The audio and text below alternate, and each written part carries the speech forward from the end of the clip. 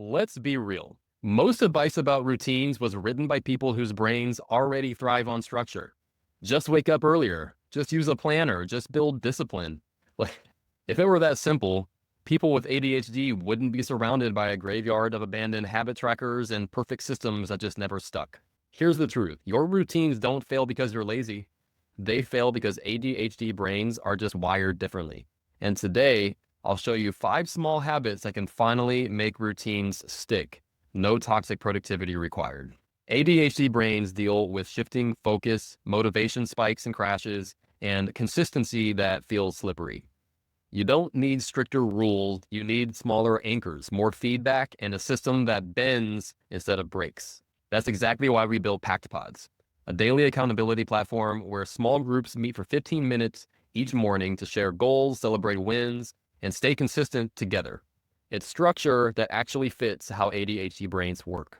Let's dive into the 5 habits that make routines finally stick. Number 1 is to begin the day with a predictable check-in. If you wait until you just feel like starting your day, trust me, I've been here 1,000 times. You probably have been too if you're watching this video. How does that usually go for you? Probably not great, right? It's 11 a.m., it's 1 p.m., you're still doom scrolling, you haven't started anything yet. Task initiation is one of ADHD's biggest hurdles. So what's the solution? A predictable external signal. That's where pod check-ins come in. 15 minutes, real people, cameras on, saying your goals out loud. It's not glamorous, but it flips your brain into go mode. That first nudge is the difference between a day just drifting around, not knowing what you're doing, and a day where you're actually moving forward toward a goal. Number 2 is to define 1, at most 2, achievable focuses for your day. ADHD brains crave novelty. This means that you might have dozens of projects half started and nothing finished. Decision fatigue sets in. The fix isn't necessarily just more discipline. It's choosing one outcome that matters most. Maybe do those things first, and then everything else that you do is just a bonus point for that day.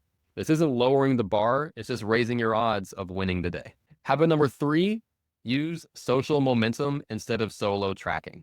ADHD progress thrives on momentum, not isolation, and momentum is contagious.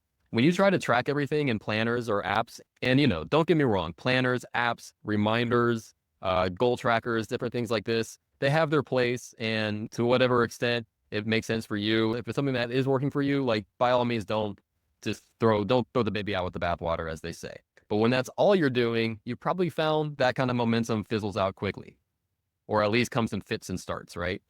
But when you share your progress with others and they reflect that energy back to you, that makes it sticky. That's the power of social momentum. Saying out loud, I actually finished that task, and seeing a group celebrate it with you gives your brain the reward signal that it needs. Wins feel bigger, motivation feels stronger, and sticking with your routine feels less like a solo grind and more like a team sport. For ADHD, progress isn't just about seeing it, it's about actually feeling it in community if you can. Habit number 4 is to surface challenges quickly with supportive peers. Now, what does that mean? That just sounds like some word salad, but basically what this means is ADHD often comes with masking, hiding your struggle until it's too heavy. By the time you admit you're stuck, you're actually buried. Daily pods flip that script around. Saying I got stuck turns shame into strategy. Someone else nods and says, you know what, same, I've been there before, this is what I did. Suddenly, the thing weighing you down is just another challenge to solve. Silence keeps you stuck. Sharing gets you moving. And then habit number 5 is to have weekly reflection and adjustment. Most routines collapse because people treat them like religion instead of experiments. Miss one day and it feels like an epic failure that you'll never recover from. But ADHD brains thrive on iteration, not perfection. The fix is to treat your routine like a beta test. Every Friday, or whatever you would consider to be the end of your week, ask yourself what worked, what bombed, what do I tweak? You're not failing, you're debugging. And that's how ADHD routines stay alive. ADHD routines don't collapse because you lack grit. They collapse because you've been running skyscraper systems on shaky foundations. The answer isn't more hustle, more apps, or definitely not more shame. It's 5 small habits: predictable check-ins, 1 clear focus, social momentum, real-time accountability, and weekly reflection. This lightweight structure creates routines that finally stick. And at PactPodz, that's exactly what we do.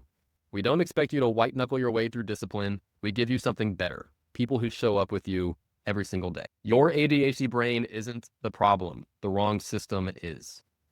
If this resonated with you, hit subscribe for more practical strategies and check the link below to join one of our pod groups for free as a founding member.